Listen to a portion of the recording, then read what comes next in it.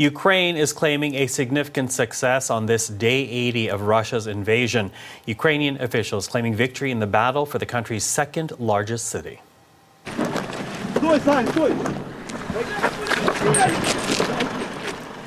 You're looking at some of the latest pictures of Ukrainian troops in Kharkiv. Russian forces have besieged the northeastern city of almost 1.5 million people since the early days of this conflict. But they have failed to encircle it, and they are now reportedly pulling back towards the international border, some 40 kilometers away.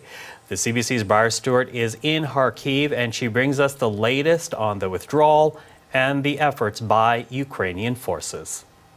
I'm in Kharkiv in northeast Ukraine, and perhaps there's no better symbol for this current state of play here in this part of the country than this tank.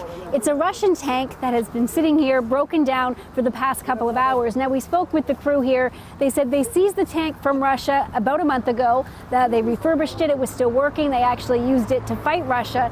And now in this area in Kharkiv, you have a situation where the Ukrainians have been able to push Russian troops back away from the city. In some cases, they're back 10 kilometers. In other cases, 20 kilometers, but these men say that's not far enough, and they want to push them back to the border and all the way to Belgorod in Russia.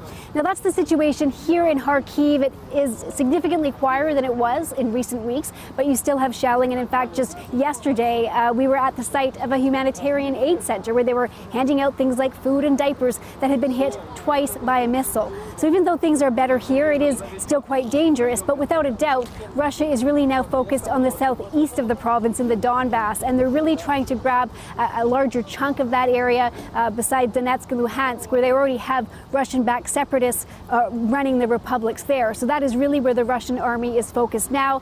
But for these guys here, they're hoping to get this tank fixed so they can be able to use it back in this war against the Russians. Briar Stewart, CBC News, Kharkiv.